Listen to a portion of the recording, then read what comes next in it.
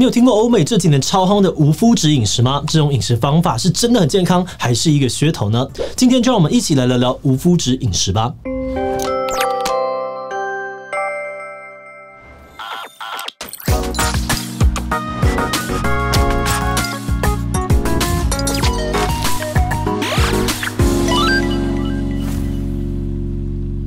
Hello， 大家好，我是志奇。最近几年有很多的名人都在推广无麸质饮食，像是网球球王乔科维奇就说自己是靠着无麸质饮食来减重跟提升体能，而演员葛尼斯派特洛、女神卡卡，还有许多的名人模特儿也都宣称自己是靠着无麸质饮食来控制体重跟维持身材。这样的无麸质旋风在欧美带来了大量的商机。有人推测，整个无麸质食品的市场将会在短短的几年内超过50亿美金。但当大家在追求无麸质饮食的时候，却有很多的医师还有营养师表示，无麸质饮食并没有那么的神，一般人没事真的不要随便尝试。等等，这两边的说法也差太多了吧？今天就让我们一起来聊聊麸质到底是什么，采取无麸质饮食真的就会更健康吗？不过，在开始今天的讨论之前，先让我们进行一段工商服务时间。如果你对议题讨论、分享知识很有兴趣，也正在寻找写作相关的工作，那就千万不要错过志祺七七的新职缺哦。我们希望能够邀请更多影片内容企划的加入，帮助我们制作更丰富的主题内容。在这里，你可以发挥搜集资料、整理观点的能力，把文字化为影响力，带领观众一起思考议题，让多元的讨论持续发生。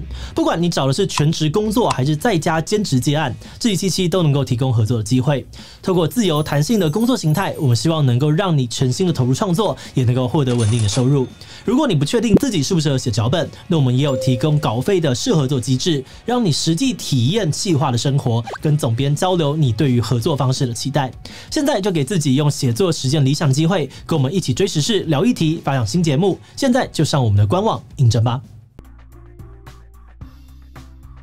麸质这个词听起来可能有点陌生但实际上它有一个大家都更熟悉的名字，也就是面筋。麸质的主要成分是蛋白质，存在于很多常见的谷物当中，像是小麦大麦还有黑麦等等。而我们最常会吃到麸质的地方，就是各种的面粉类制品。从面包、蛋糕、披萨、馒头到面条、水饺皮等等，这些常见的食物当中都有麸质的存在。那因为麸质特殊的化学性质，使得它在碰到水之后会形成有弹性的网状结构，让这些面粉制品吃起来有嚼劲，或者是有蓬松感。它对于面粉制品口感的贡献也可以说就是面筋这个名字的由来。那有些人觉得米面包吃起来很奇怪，其实就是因为它使用的是不含麸质的米作为原料。所以面包蛋糕、面条这些面粉类制品之所以这么好吃，麸质或者说是面筋扮演了非常重要的角色。那话说回来，麸质这么赞，为什么有人不吃，甚至还要号召大家一起不吃呢？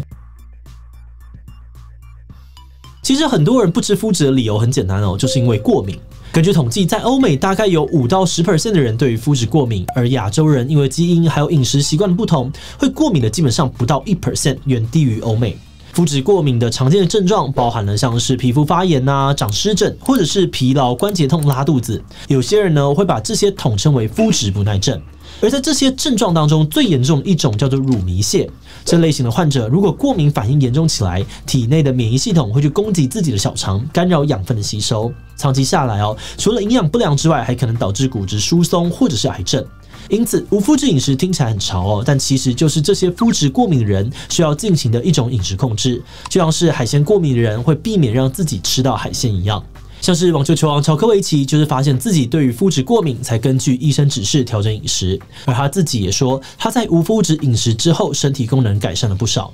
另外，也有一些人可能不见得对于麸质过敏，但他们认为无麸质是比较健康的饮食形态。这些人表示，采取无麸质饮食之后，他们不止体重体质下降了，连皮肤也变好了，整个人更有精神了。很多的明星名模也都很推崇这种饮食法，在他们的推广之下呢，越来越多的人加入了无麸质饮食的行列。不过，无麸质饮食真的有比较健康吗？要回答这个问题以前呢，我们要先来看看所谓含麸质的食物到底有哪些。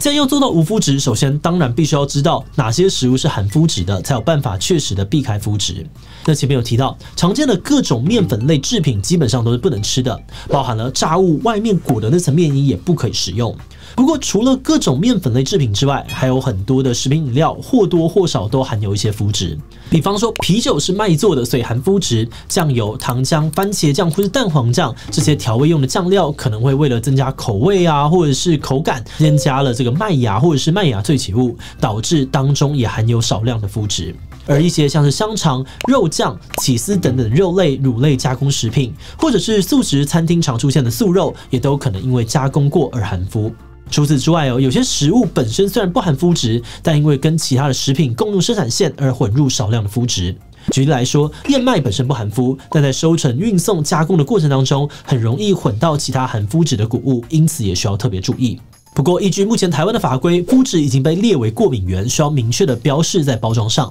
如果不确定有没有含麸，看一下食品标示就可以知道了。但讲到这里，有些人应该已经受不了了，不能吃麸质的话，到底还有什么可以吃呢？虽然要落实无麸质饮食真的是蛮困难的，但作为亚洲人的我们，其实有一个非常大的优势，那就是我们有好吃的米饭。米饭没有麸质而除了米饭之外，像是玉米或是马铃薯啊、地瓜等等的根茎类也都是不含麸质的。所以就算是那种没有吃到淀粉也会觉得空虚的人，也还是有一些选择的。那淀粉之外呢，蔬菜水果啊、肉类、鸡蛋或是坚果类基本上也都可以吃，只是要特别注意，这边提的都是所谓的原型食物，也就是没有加工过的食物。像是猪肉本身虽然不含麸质，但加工过的香肠啊、火腿就有可能会有。也要记得，因为很多的酱料都有麸质，所以在烹调的时候呢，建议使用盐啊或者胡椒简单调味就好。那当然，也不是所有的加工食物都不能吃，像是酱油，虽然大部分呢都有麸质但也有一些是不添加麦的纯大豆酱油，那就是可以吃的。除此之外目前市面上也开始有越来越多特别处理过的无麸质食品，像是无麸质饼干、无麸质意大利面或是无麸质燕麦奶等等，还是有一些选择的。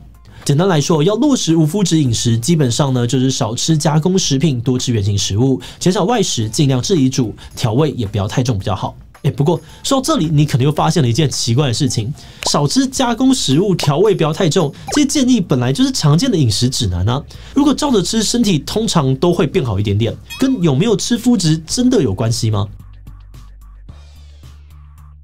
事实上有很多的医师啊，还有营养师都会建议，如果不是对于麸质过敏，其实不用特别采取无麸质饮食，因为麸质本身对于多数人来说并不是有害的东西。虽然很多人会说他们采取无麸质饮食之后身体变好了，但那可能是因为像是蛋糕啊、饼干、甜点这类含麸质的食品，通常也都是高油高糖的食物，而采取了无麸质饮食之后，自然就不会去吃到这些东西。简单来说，那些无麸质饮食的神奇功效，很有可能就是少油、少糖、减淀粉这类饮食控制的效果。很多的专家建议，如果你单纯只是想要减重或者是变健康，做好一般的饮食控制就可以了，可以不用特别的去避开麸质。除此之外呢，因为无麸质饮食的选择毕竟比较少，一般人在没有医师的指示之下，自己采取无麸质饮食，有的时候反而会缺少必要的营养素。有的研究甚至还指出采取无麸质饮食的人得到糖尿病的几率比一般人高。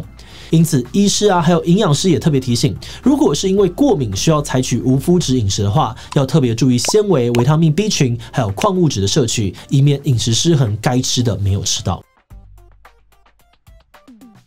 这几年，台湾也开始出现无麸质饮食的风潮，有越来越多人在分享无麸质饮食之后的成效。市面上面呢，也出现了越来越多的无麸质食品，确实可能会让大家有点心动，也想要试试看。但我们在研究之后觉得，如果你也是想要尝试的人，可以再多考虑一下下。一方面呢，要落实无麸质饮食真的很辛苦，尤其如果你在台湾生活，又要常常外食的话，要找到无麸质食物一点也不容易。另外一方面，如果只是想要更健康、身材变好，除了无麸质饮食这种超困难模式之外，还有其他相对容易但可能同样有效的饮食控制方式可以选择。毕竟无麸质饮食本来就不是减重菜单，而是提供给特定病患的一种饮食方针。但当然如果你长期存在着皮肤啊或者是消化系统的问题，怀疑自己对于麸质过敏，很多的医师呢还是建议可以先去做过敏原测试再说。等到确定自己真的对于麸质过敏，也咨询过医生、营养师的建议之后，再来执行无麸质饮食，相信会是更健康的做法。好，那今天的影片就到这边。最后呢，想来问大家，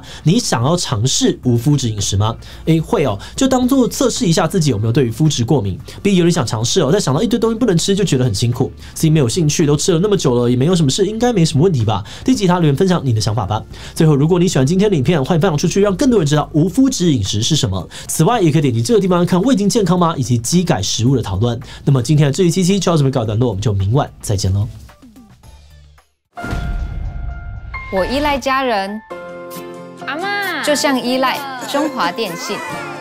最疼我的家人，最挺我的中华电信，舞动精彩，共创未来，永远走在最前面。中华电信。